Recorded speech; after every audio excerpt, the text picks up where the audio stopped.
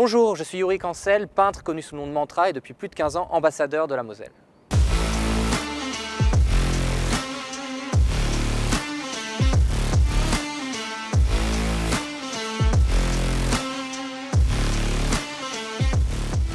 Ce qui m'intéressait le plus, au-delà de la peinture étant enfant, c'était vraiment d'observer le vivant et toute cette curiosité qui s'est exacerbée autour de finalement la faune, la flore que je pouvais découvrir tant dans les parcs et les espaces verts de Metz, mais bien sûr de sa campagne environnante, comme je peux penser spécialement au Mont-Saint-Quentin ou également on peut avoir le jardin botanique, qui ont été des espaces où j'ai pu vraiment développer cette passion pour le vivant.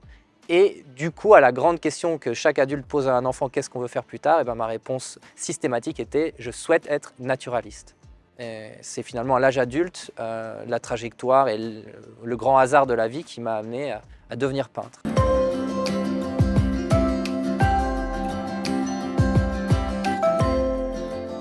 Ce que je partage en peinture, finalement, c'est mon identité qui s'est forgée ici, sur ce territoire, dans ce département.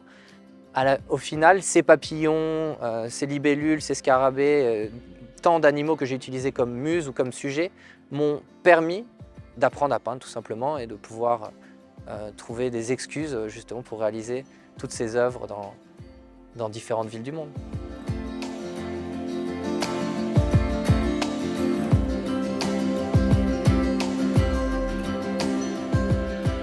Je travaille à main levée, donc résultat de mon travail photographique.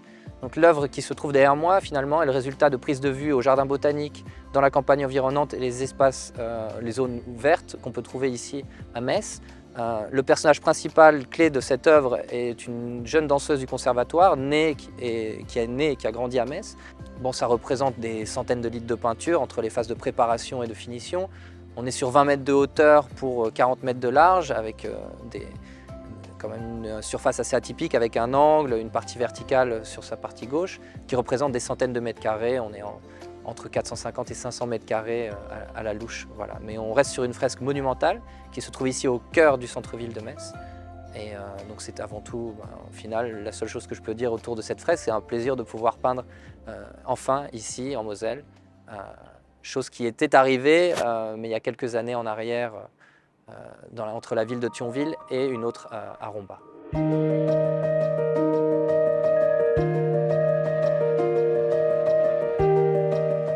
Après avoir effectué mes premières armes ici, j'ai eu la chance de travailler premièrement en grande région et ensuite au niveau européen. Je pense par exemple à la ville de Vienne en Autriche, ou également Valencia en Espagne ou Turin en Italie.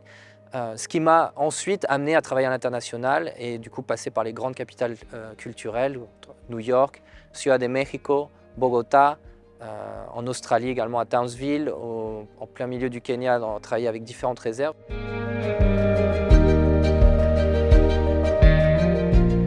Du coup, ces œuvres, ces fresques monumentales que j'ai pu partager finalement avec la collectivité, avec la communauté, elles font partie du bien commun. Cependant, je continue toujours à avancer vers de nouveaux projets, vers de nouvelles épreuves.